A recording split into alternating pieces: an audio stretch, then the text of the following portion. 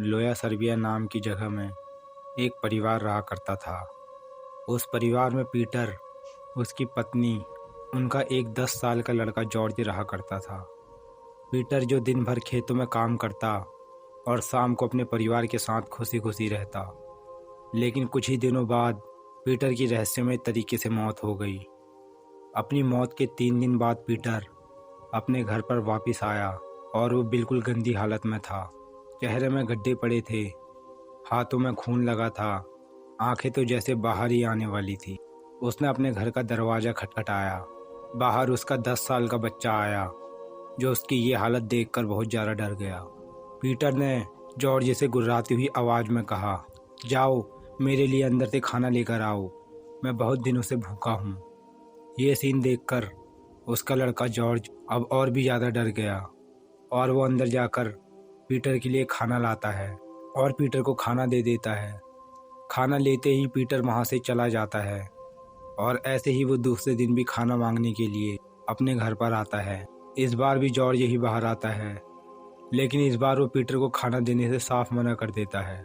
अगली सुबह पीटर का बेटा जॉर्ज मृत अवस्था में मिलता है।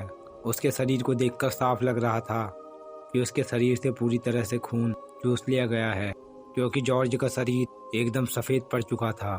उसकी आंखें खुली हुई थी, जिससे ऐसा लग रहा था कि उसने कुछ खौफनाक नज़ारा देख लिया हो। जब वहाँ की पुलिस ने उस बच्चे की डेड बॉडी देखी तो उसके दाहिने गर्दन के भाग में दांतों के बहुत सारे निशान थे, जैसे किसी ने उसकी गर्दन में दांत चुबाकर उसका सारा खून पी लिया हो। जॉर्ज की मौत के बाद उस गांव में लगातार ऐसे ही मौतों का सिलसिला चलने लगा। वहाँ के 9 लोग सेम जॉर्ज की तरह ही मारे गए थे। गांव वालों में खौफ इस तरह बढ़ गया कि वो रात को अपने घरों से बाहर तक नहीं आते। मौत का सिलसिला नहीं रुका तो गांव वालों ने उस समय वैम्पायर हंटर की सहायता लेने का फैसला किया। वैम्पायर हंटर ने गांव में आकर उन सभी डेड बॉडीज़ की जांच की और पाया उन सभी की मौत गले में काटने और शरीर का सारा खून पीने की वजह से हुई है। कुछ लोगों को पीटर का भूत रात को घूमते हुए दिखा था, जिससे उनका शक पीटर पर ही जा रहा था। वैम्पायर हंटरों को पीटर की कब्र के सामने ले जाया गया। जब वैम्पायर हंटरों ने पीटर की कब्र को खोलकर देखा तो वहाँ के सब लोग उसकी कब्र को देखकर हैरान हो गए। उन्होंने देखा पीटर का शव अभी भी ताज़ा और उसके कपड़े ताजे खून से भीगे हुए थे। पीटर की बॉडी में एक छड़ी, उसके मुंह में पक्षी के कुछ पंख मिले।